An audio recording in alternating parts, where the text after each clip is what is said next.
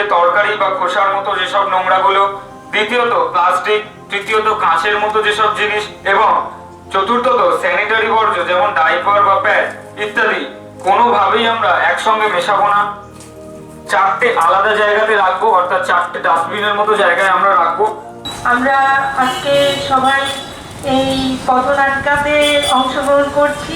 SWM এর project কিভাবে কাজ করে, আমাদের করণীয় কি, সরকার এই বিষয়ে এখনো পর্যন্ত কি ভেবেছে।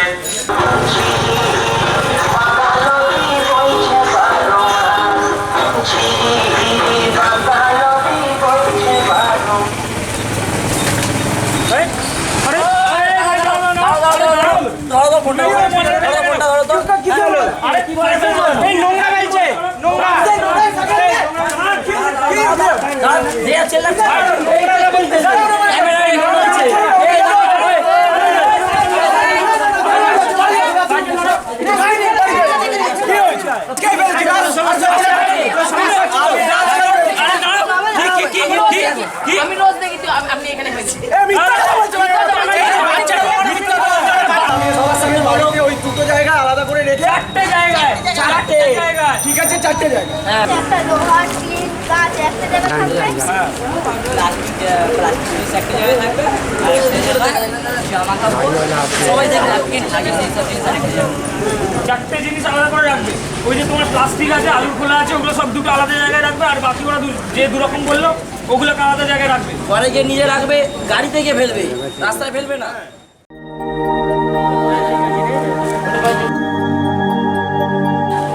তরফ থেকে একটা ছোট্ট অনুষ্ঠান করে আমরা শুরু করছি আজকের প্রচার পর্ব।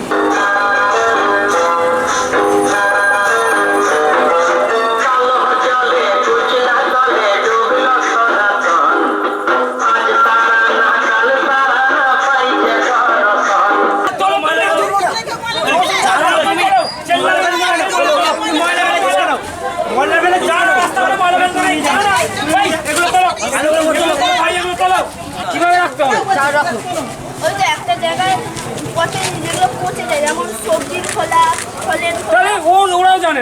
আর একটা ডাস্টবিনে স্টিল, লোহা, কাঁচ, আর একটা ডাস্টবিনে আরেকটা ডাস্টবিনে প্লাস্টিক থাকবে, আরেকটা ডাস্টবিনে জামা কাপড় ফেলা যাবে না। ঘরে গাড়ি যাচ্ছে, গাড়িতে না ফেলে তুমি রাস্তায় এত সুন্দর করছো, বাড়িটা সুন্দর করেছো, আর এলাকাটাকে নোংরা করে দেবে, এটা এখন ধরো 24 টাকাটা দিচ্ছ তুমি, গাড়ির পরিষেবাটাই নেবে, রাস্তায় ফেলবে না। আর নোংরাও তো হচ্ছে, বাড়িতে গিয়ে যাও তুমি, আমি এই এলাকাতেই থাকি। তাহলে তোমাদের গাড়ি এদের কেউ স্কুল থেকে শেখাচ্ছে রাস্তাঘাটে ময়লা ফেলবে না। আর এটা বলো যে আমি আর কোথাও এরকম ময়লা ফেলবো না, সেটা বলো। সব কিছু হবে আজকে। এলাকা রাখলে পরিষ্কার, রোগ বালাই হবে না আর। প্লাস্টিকের ব্যবহার কেউ আমরা করব না আর। যেখানে সেখানে আবর্জনা কেউ কখনো ফেলবো না। পরিচ্ছন্নতা সবার আগে, ময়লা ফেলুন 4 ভাগে। সুপ্রিম কোর্টের নির্দেশ অনুযায়ী 1 এপ্রিল থেকে যে নির্দেশিকা জারি হয়েছে, তাতে এখন থেকে আবর্জনা বাড়ির মধ্যেই 4 ভাগে ভাগ করে রাখতে হবে। গাড়ি আসছে, নোংরা ফেলার গাড়ি, আবর্জনা তুলবার গাড়ি, সেই গাড়ির ভেতরে আপনারা সেই জিনিসগুলো তুলে দেবেন। গত এপ্রিল মাসের 1 তারিখ থেকে এই নিয়ম লাগু হয়েছে। সেই জন্য আমরা যে কোনো জায়গাতে নোংরা ফেলবো না, এবং বাড়ির মধ্যে যে আবর্জনা বা নোংরা সেটাকে আমরা 4 ভাগে ভাগ করে নেব।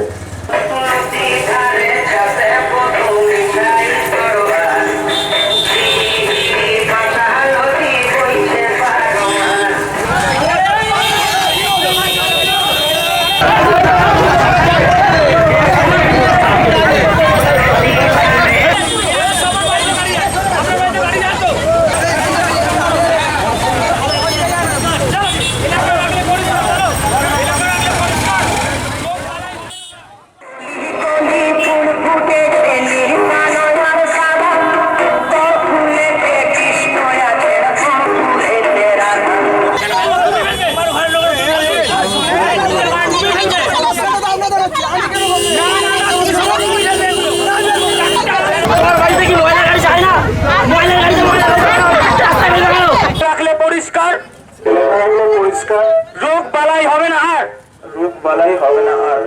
আপনাদের এখানে গাড়ি আসছে, হ্যাঁ গাড়ি আসছে, তাহলে কি করবেন এবার থেকে?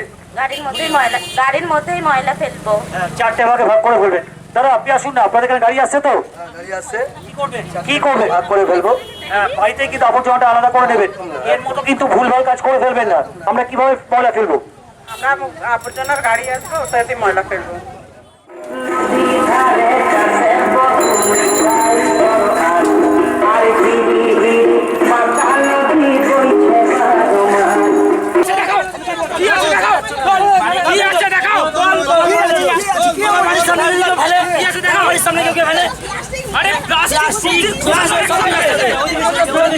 প্রতি মাসে মাত্র 40 টাকা করে দেবে, রসিদ পাবে, গাড়িতে ময়লা ফেলবে।